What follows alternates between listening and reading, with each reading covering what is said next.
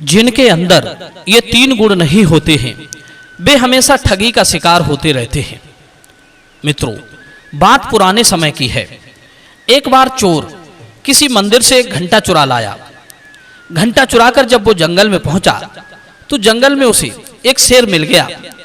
शेर ने चोर को देखा तो वो उसका पीछा करने लगा। कुछ दूर जाकर शेर ने चोर को पकड़ लिया और उसे मारकर खा गया। चोर के पास जो घंटा था वो उसी जंगल में पड़ा रह गया। उसी रास्ते से कुछ देर के बाद एक बंदरों का झुंड गुजरा। उन बंदरों को रास्ते में एक बड़ा सा घंटा पड़ा मिल गया। बंदरों ने उस घंटे को उठा लिया।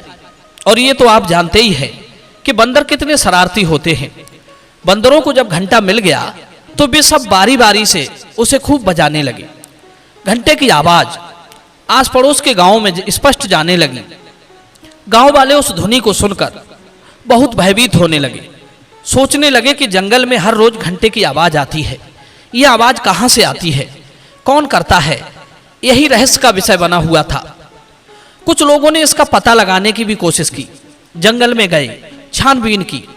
काफी छानबीन करने के बाद उन्हें घंटा तो नहीं मिला, मनुष्यों के नरकंकाल जरूर मिल गए। मनुष्यों की हड्डियों को देखकर गांव वालों ने यह अनुमान लगाया कि इस जंगल में एक घंटाकर्ण नाम का राक्षस रहता है, जिसके गले में कोई बड़ा सा घंटा पड़ा हुआ है। वो पहले घंटा बजाकर लोगों को अपनी ओर बुलाता है। जब लोग उसके पास पहुंच जाते हैं तो वो उन्हें मारकर खा जाता है। यही बात सोचकर सबके मन में भय बैठ गया कि कहीं वो राक्षस किसी दिन हमें भी न खा जाए। घंटाकर्ण राक्षस की चर्चा कई गांवों में होने लगी। कुछ लोग तो शाम होने पर अपने घरों से नहीं निकलते थे। कुछ लोग तो अपना घर मकान जमीन छोड़कर दूसरे गांवों में रहने के लिए चले गए। घंटाकर्ण नाम के वो राक्षस की चर्चा चारों ओर फैल गई।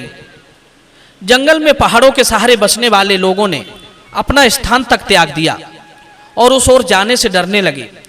धीरे धीरे ये बात वहां के राजा को पता चली कि जंगल में एक घंटाकर्ण नाम का विशालकाय राक्षस रहता है।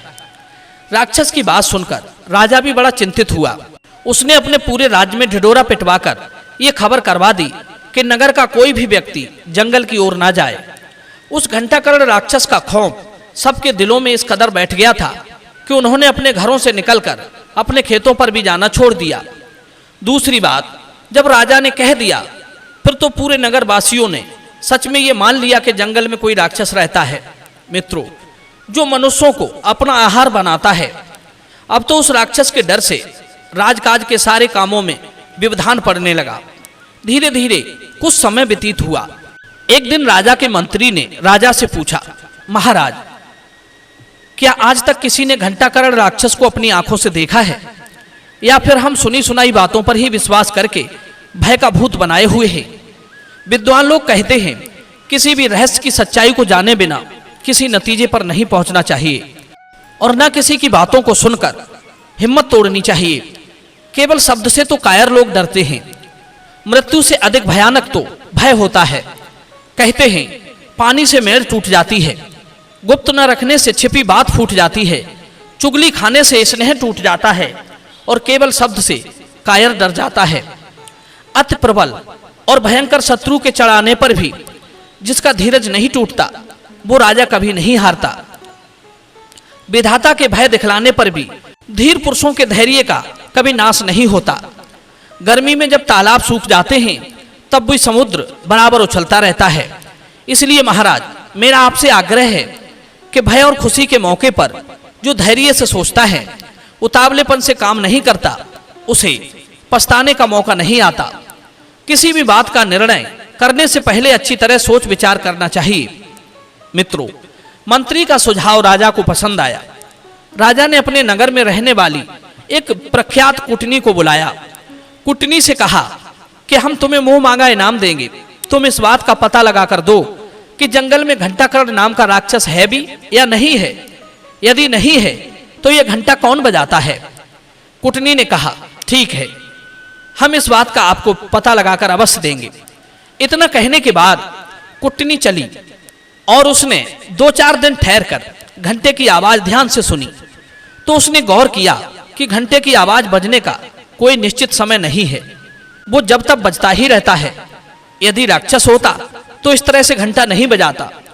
वो तो तभी घंटा बजाता जब मनुष्यों के आने का समय होता। जरूर इस घंटा बजने के पीछे कोई और बात है। व्यर्थ ही लोग डरकर भागे जा रहे हैं। कोई अपनी बुद्धि लगाकर ये सोचने का प्रयास ही नहीं करता कि ये घंटा सुबह में भी बजता है, दोपहर में भी बजता है, कभी कभी शाम को भी बजता है और कभी कभी बंद भी नहीं होता। इसका कोई निश्चित समय नहीं है। कुटनी इस सच्चाई का पता लगाने के लिए जंगल की ओर बढ़ चली, जिस ओर से घंटे की आवाज आती थी। जंगल में पहुंचकर उसने देखा कि एक पहाड़ी का टीला है, उस पर बंदरों का एक झुंड बैठा हुआ है। उस झुंड में से जिस बंदर की घंटा बजाने की इच्छा होती थी, वो घंटे के पास जाता और उसे उठाकर बजाने लगता। इस तरह कई सारे बंदरों ने उस घंटे को बजाया। कुटनी समझ चुकी थी कि ये बंदर ही घंटा बजाकर लोगों में भय का माहौल बनाए हुए हैं। कुटनी ने सारा भेद समझ लिया। वो तुरंत राजा के पास पहुंची और बोली, महाराज, मैंने घंटाकरण राक्षस का पता लगा लिया है, जिससे सारी जनता में भय बना हुआ है।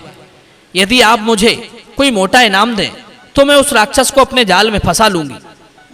प्रिय बंधुओं, कुटनी की बात सुनकर राजा बड़ा खुश हुआ। उसने तुरंत कुटनी के लिए एक बड़े इनाम की घोषणा कर दी। वो चाहता था कि उसकी सेना का विनाश हुए बिना ही राक्षस पकड़ा जाए। इससे अच्छी बात और कोई नहीं होगी। हमारी प्रजा उस राक्षस के डर से अपना घर गांव छोड़कर भागे जा रही है। यदि इस कुटनी ने राक्षस को पकड़ लिया तो प्रजा निर्भय होकर रह सकेगी। हम उस दुष्ट राक्षस को पूरी प्रजा के सामने फांसी लगाएंगे, जिससे लोगों को पता लग जाए कि घंटाकरण राक्षस मारा गया। मित्रों, इधर वो कुटनी बाजार में गई और बाजार से ढेर सारे फल खरीद लिए, क्योंकि उसे पता था कि बंदरों को फल बहुत पसंद होते हैं। फलों को लेकर वो जंगल में पहुंची और उसी पहाड़ के टीले पर पहुंची। बंदरों को दिखाकर उसने सारे फल इधर उधर फैला दिए। प्रिय बंधुओं, उधर बंदरों ने देखा कि पहाड़ी से नीचे ढेर सारे फल बिखरे पड़े हैं, तो वे सब घंटा छोड़कर फल खाने के लिए भाग गए। उधर कुटनी को मौका मिल गया। उसने पीछे से जाकर उस घंटे को उठा लिया। घंटा लेकर वो वहां से चली आई और राजा के दरबार में हाजिर हुई। उसने वो घंटा ले जाकर राजा के सामने रख दिया और बोली, महाराज, मैंने उस घंटाकरण राक्षस को मार डाला है और उससे उसका घंटा भी छीन लिया है। अब अपनी प्रजा के लोगों से कह दो कि आज से किसी से डरने की आवश्यकता नहीं है। मित्रों, यह देखकर राजा बड़ा प्रसन्न हुआ। उसने समस्त नगरवासियों को बुलाकर उनके सामने कुटनी के साहस की खूब प्रशंसा की। नगर के लोग भी यह बात सुनकर बड़े प्रसन्न हुए। राजा ने कुटनी को ढेर सारा इनाम दिया। मित्रों, इसलिए कहते हैं, पहले किसी काम की वास्तविकता को समझ लेना चाहिए, उसके बाद ही किसी नतीजे पर पहुंचे।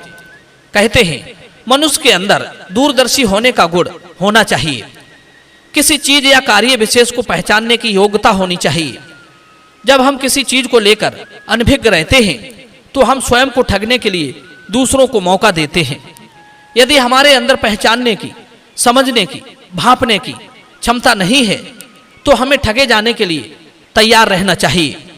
प्रिय बंधु, यदि आप ठगी से बचना चाहते हैं तो इन 3 गुणों को हमेशा पाल कर रखिए। पहला, पहचानने की क्षमता।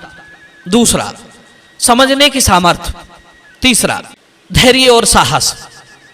प्रिय बंधुओं, यदि इन 3 गुणों को आप अपने अंदर पाल कर रखोगे तो मैं विश्वास दिलाता हूं कि आप कभी किसी का ठगी का शिकार नहीं बनोगे। मित्रों, इस कहानी के बारे में आपके क्या विचार हैं, कमेंट सेक्शन में आप जरूर बताना। मिलते हैं अगली वीडियो में नई ज्ञान चर्चा के साथ। आप सभी का बहुत बहुत धन्यवाद। जय श्री कृष्ण।